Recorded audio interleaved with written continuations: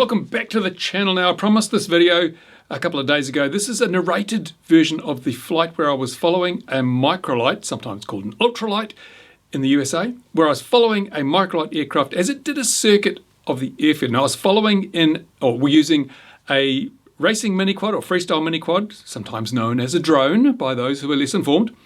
So I used this craft to follow the manned aircraft around in a right-hand circuit around our field. It wasn't a long flight, but it was an interesting flight. And what I'm going to do is talk you through what was going through my mind and what preparation was done, because I'm sure there are a lot of people out there who probably believe, having read all the media stories, that if there is a drone anywhere within 100 miles of an aircraft, then lives are at risk, because that's what the media tells you. And, you know, some people are stupid enough to believe that. But I'm going to show you in this video, you've already seen if you've already watched the video, how it can be done without any risk to personal property. And this is the way things work. Now, obviously, before I made this flight, a lot of preparation was done. There was things to anticipate, and anything weird doing something like this, there's obviously a degree of risk. Getting out of bed in the morning involves a degree of risk. You could slip on the floor and bang your head on the bedpost and kill yourself. Nothing is totally safe. So all you can do is reduce the level of risk. And the reduction of risk level involves identifying risks and identifying and implementing strategies for reducing those risks as much as is practical. As I say, you cannot totally eliminate risk. If you try to totally eliminate risk, then you are going to spend an awful lot of time achieving very little. And if you believe you've eliminated all risk, then you are one of the most dangerous people on the face of the planet, because if you don't realize that there's always risk, then you're obviously overlooking something. Right. So to get on with this, this is an airfield, right? You might think, oh, drones, you can't fly drones near airports. Oh, that's against the law. Well, actually, it's not always against the law. Here in New Zealand, which is where this was filmed, you can fly a drone or a model aircraft or something like that at an airport so long as you have the required CAA recognised qualifications, which is a kind of a test that the local model or the national model flying body does called WINGS. So long as you hold the appropriate qualification, and providing you have the agreement of the airport operator that you are allowed to fly there, then it's legal to do so. But obviously there are a certain amount of knowledge, a certain amount of skill, and a certain amount of understanding required before you can get that permission. But I have that permission. It's been granted to me, right? So I can legally fly a drone at this airport, which is what I was doing. Now, the other thing is, just being legally allowed to do it doesn't mean it's safe. So what we have to do is look at the ways in which things could go wrong, because anything can go wrong. Now, for example, my drone is a drone that I have flown for many, many years. It's probably got over 150 hours of flying on this particular craft. So I know it really well. I know exactly how it responds. I know how long it flies. I know what happens when certain factors are affecting the flight. So I can fly this with immense confidence. I'm very confident in what the drone can do, and more importantly, what it can't do. Also, it's a well-proven craft. It has proven itself to be incredibly reliable, and I maintain it well. I've already replaced all the motors as part of the regular maintenance schedule. Motors only have a finite life, so I replaced all the motors, and it's had upgrades and so forth. I've had a new camera and things. As things have got to the point where I'm not happy with the possibility of them failing, I've replaced them.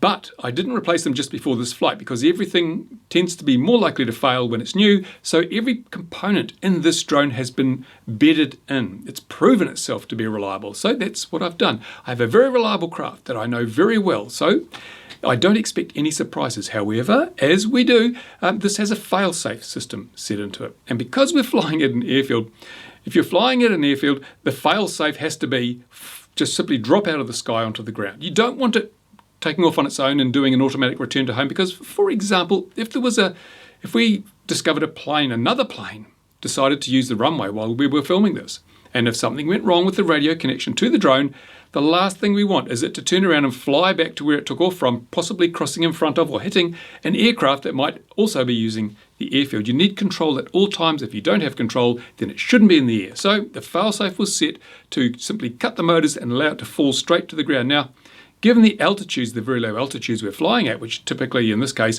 probably no more than 50 meters above the ground, it would fall to the ground in just 2 or 3 seconds. So the amount of time when it would be uncontrolled is so small as to be inconsequential. That's one of the risks that you identify, and that's the management strategy. If you have no control, get it on the ground as quickly as possible. And since also we're not going to be flying over any people or any property, it doesn't matter if it just falls from the sky. Even if it smashes on the runway, that's more important than getting in the way of a manned aircraft. That was one of the key risk management strategies that was adopted in this flight. Now, of course, we had to get the permission of the guy flying the microlight craft. We didn't, obviously, he's party to the whole exercise, and so we got his permission. He was happy for us, or for me, to follow him around with the miniquad, with the drone, and get the footage I was looking for. So that was another thing that was signed off. Also, this is a relatively slow-flying craft, so it wasn't pushing my drone to its limits in terms of its flying envelope. It was flying well within the flight envelope. In fact, it was kind of a lot slower than the drone would go.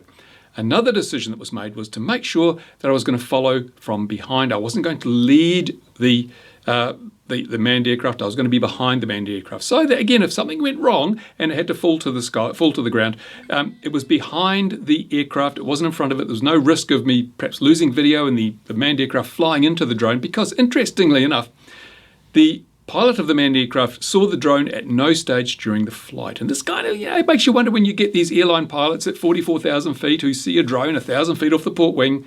Seriously, when at times during this flight, especially on the landing approach and things, I was no more than 4 or 5 meters from the manned aircraft, and he couldn't see me. At no stage did he see me. So seeing a drone hundreds of feet away at 44,000 feet, it doesn't really stack up. And there are university studies and tests that have shown that pilots can't see a drone beyond, a few 100 feet or so, and it's really, really difficult. So you've got to weigh that into account when you read these fanciful newspaper stories about all these drone sightings from airliners. Okay, so let's have a look at what I was thinking when I filmed this flight. Now, at the far end of the runway, I was stationary looking at this craft from the side. I decided not to hover over the runway because I didn't want to be in the danger zone, so to speak. If I'm in this field off to the right-hand side of the craft, then if anything goes wrong, I just fall into a grassy field. Now, once the craft was in the air, I chose to come back over the runway and get behind him a bit and just follow at a safe distance. There's no way that I was in any danger to the microlight at this stage. I'm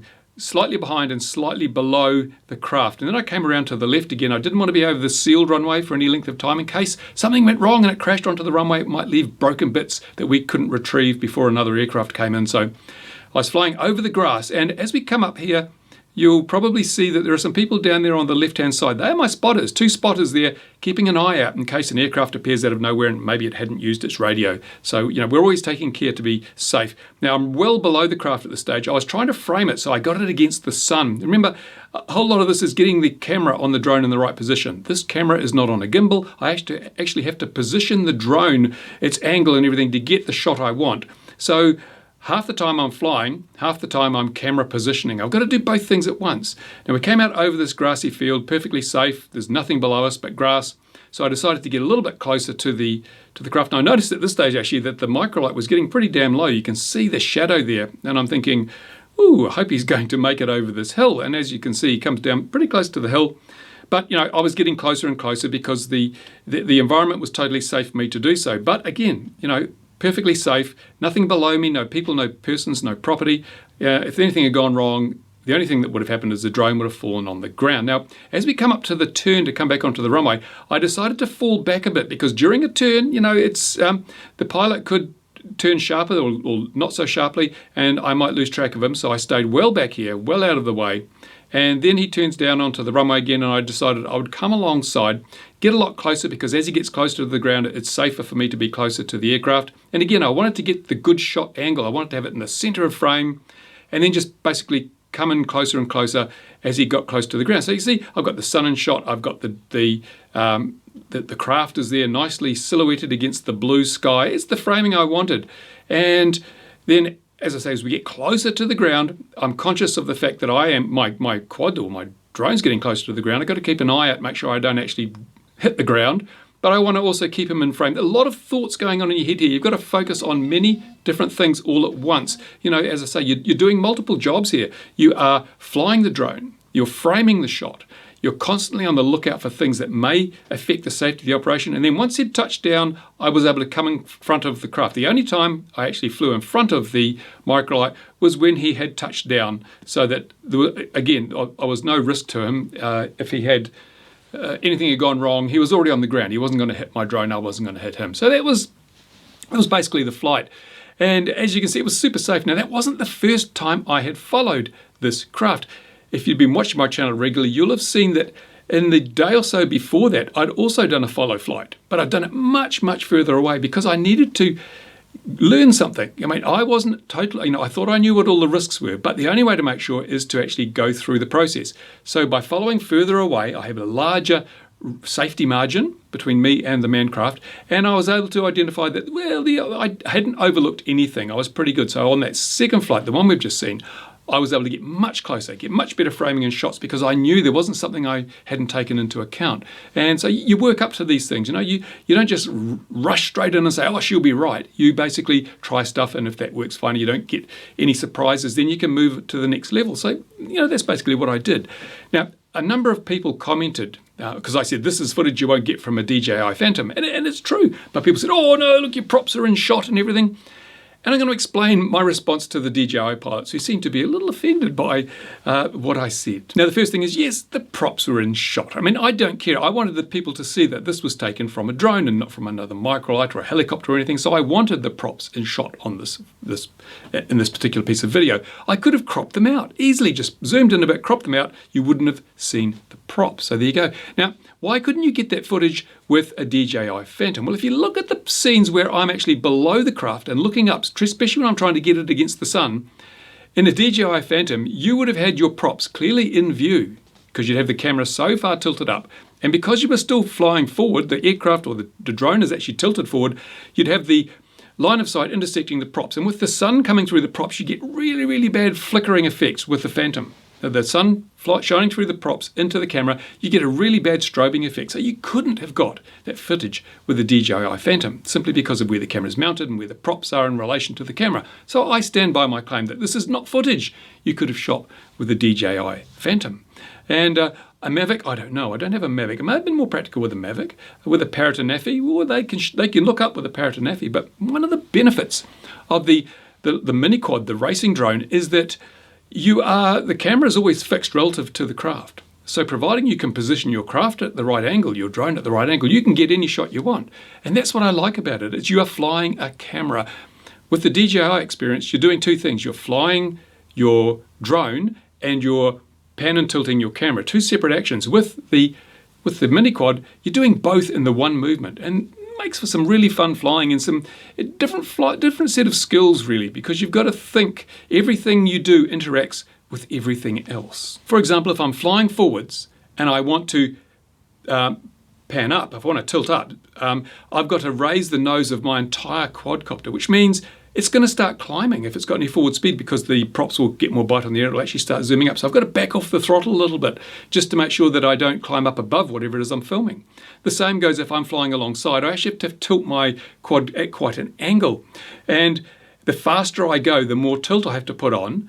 And because as you tilt, you get less vertical thrust, you have to add throttle at the same time. So every single control input causes a change in other inputs as well if you want to maintain your position. So it's a really fun thing to do. Learning those skills is brilliant and I love it. It's a challenge. Chase footage, good chase footage is really hard to do. And yeah, I'm not going to criticize the Phantom flights. If you want to do some traditional overhead footage or, the kind of stuff that Phantoms work at really well, sort of framing up the lovely scenic landscape and things, Phantoms are brilliant. I wouldn't use a miniquad for that because the Phantoms are just perfect for that job. But if you want to do some really good chase footage with shots that are up towards the sun like that, Phantom, it's not the quad. It's just not the quad. Horses for courses. I wouldn't use out of choice a miniquad for doing lovely scenic panoramic shots.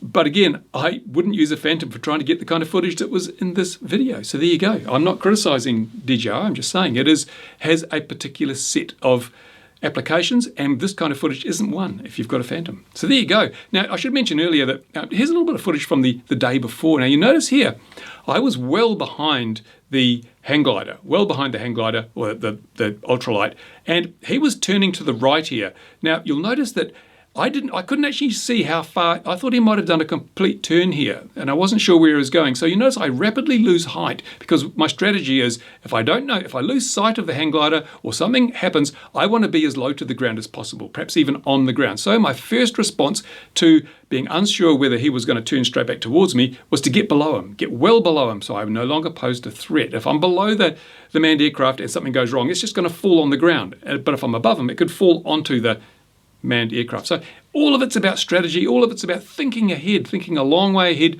and then making sure you're in the right place at the right time and that you're not endangering anybody. So that's what I did. That was my flight. That was what I was thinking. That's the process I went through to produce this piece of footage. And I think you'll agree it was 110% safe all the way through. And I don't think I could have done it any more safely, which goes to show you don't necessarily have to have all these fancy certifications from the regulator and sit all these exams and have all these tests.